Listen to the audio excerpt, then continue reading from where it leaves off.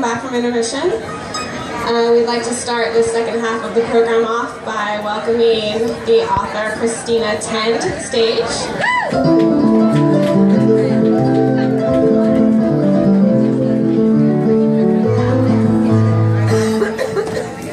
Hello. Hi. Hi guys. Glad you're here. Can you hear me okay? No. This is called Mortar and Pestle. Tie up and pull back the crazy like a ponytail. Your room smells like freshly baked bread and surgical gloves. You watch as I take my birth control sitting cross-legged on the floor between half-empty cans of Arizona iced tea. Yeah. You pass me a glass of water to help it down, and it's so intimate that I run away and join the circus. I want you to leave and leave me alone in that order. You look at me the way you would look at a German word you know you're going to mispronounce in the presence of someone important. We called this meeting to discuss best practices for optimization. Hey, fuck you. I'm gonna eat this after dinner mint after breakfast. I've never been able to kill time, but I did stub its toe once. You investigate the yellow crust and say you think my belly button piercing is probably infected. I say I'm pretty sure, and you interrupt, no, you're just pretty. I want to watch a movie about an orphan sea lion so I can prove I have a reason to feel this sad. We go out for the best grilled cheese in the Bay Area, according to your ex-girlfriend. You order a side of bacon mac and cheese, and I think that's an awful lot of cheese to eat before fucking. You say you don't care about her anymore as often as possible, and each assurance adds hay and hairspray to the flammable house that we live in. Chronically under construction, I hiss, give it to me, and you say you'll give it to me wholesale. We fight about whether or not it would be cool to live forever. My argument is that people would stop rolling socks into pairs and hanging out with one another because there would always be the option of doing it tomorrow. Before either of us has even shaved, the morning exercise group made up entirely of postmenopausal women has walked 22 circles around the mall. You ask why I have underwear for sex and underwear for sleeping. Don't be shitty. I get on palms and patellas and rotate my ass toward the mirror to see what all the fuss is about. Your O face is similar to the face you make when struggling to push your head through a really tiny neck hole. My eczema is flaring up, and I hate that you called my poems well written. You say you never learned how to finger a girl, and I laugh because you're literally a rocket scientist. Shale is to baklava as blank is to blank. I don't take my makeup off because it would give away the top secret that I'm wearing makeup. I fall asleep in chapstick and eyeliner and wake up accidentally in love with you. It's easier to stop when something is due than when it's done. But how many suspicions must turn out to be true before we can call my paranoia intuition? Sure, there's a difference between doing something that someone doesn't like and doing something bad, but how many bad things are you allowed before you're a bad person, irrevocably? You nudge me onto my right side and run your thumb over the articular cartilage of my left shoulder bone like you're stroking a lucky rabbit's foot. You feel the same way about kitchen appliances as you do about your cousin Sean, who looks like a Rob. You point to things and I rename them. Hey, look at me, I can twist my horizontal body into virtually every letter. I's and C's are my specialty, but so you know, about halfway through the alphabet, there's no use pretending to be a lady. Yeah.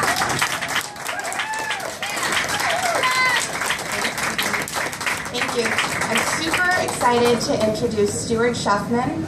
You may also know him as the very talented broke-ass Stuart.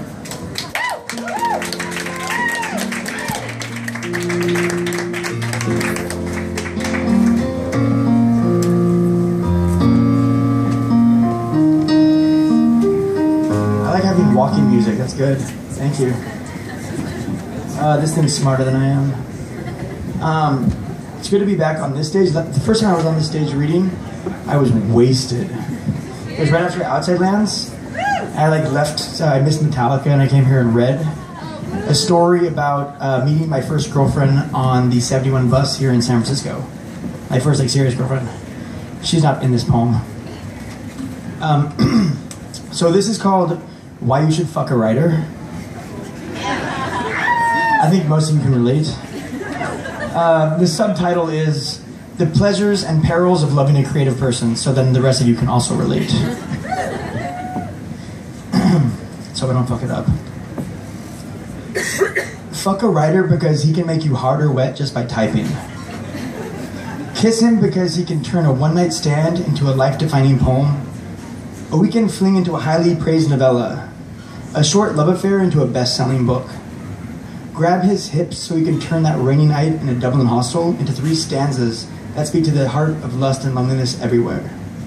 He will use literature to undress you. He will use his words to turn you on. He will quote someone else's work at just the right moment to get you into bed. You won't realize he accidentally misquoted it until you go home and Google that piece, just so you can feel those words one more time. Have sex with a writer because she chooses art over money, even when she's always complaining about being broke. Unclasp her bra because she's 31 and still living with 3 roommates, squeaking by on rent, sliding by on bills, bartending a few nights, working in a bookstore, doing odd jobs, hustling. All because she's convinced that she will create something masterful that may one day make all this worth it.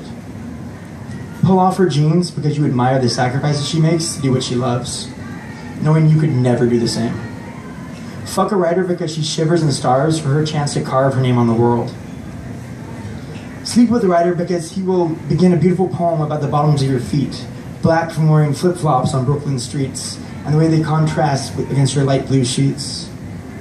I know that he will never finish that poem, but sit up late at night, 5 years later at a desk in San Francisco, drinking shitty red wine, lamenting not just the loss of your love, but the fact that the poem was never finished.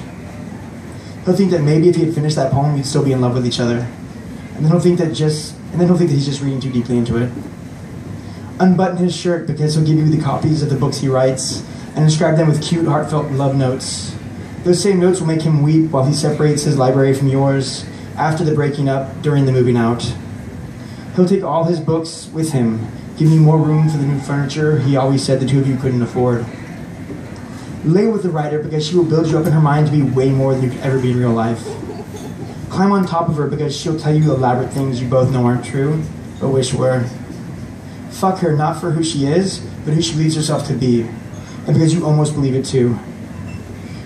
Do it to... I fucked this up, what is it? Wouldn't you like to know? Do it for her brain, or because she's read more books than you, or because at the core, she's a romantic, even when she's jaded, heartbroken, and full of self-doubt. Slip off her underwear because she's mastered the art of the grand gesture.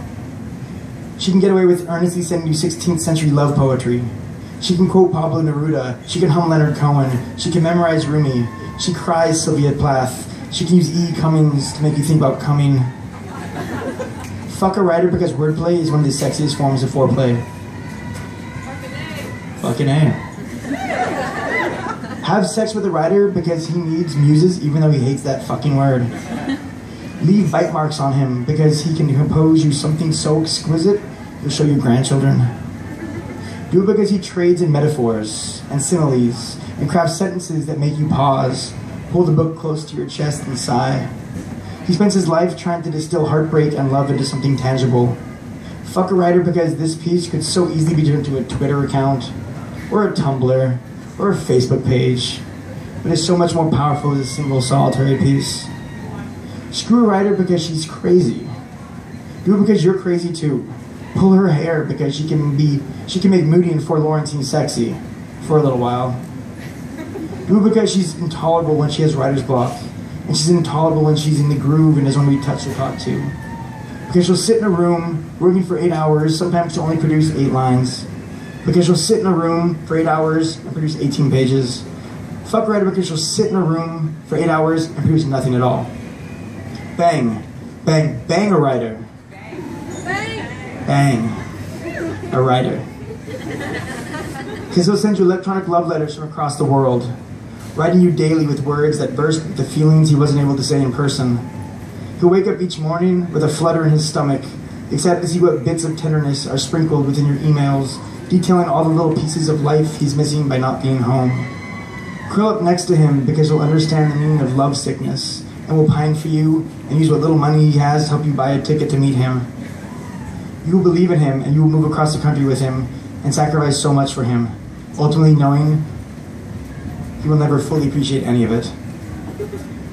Because he always puts his work first. Fuck a writer because you will love him so much more intensely than anyone who's ever come before him, even though he would probably fuck it up.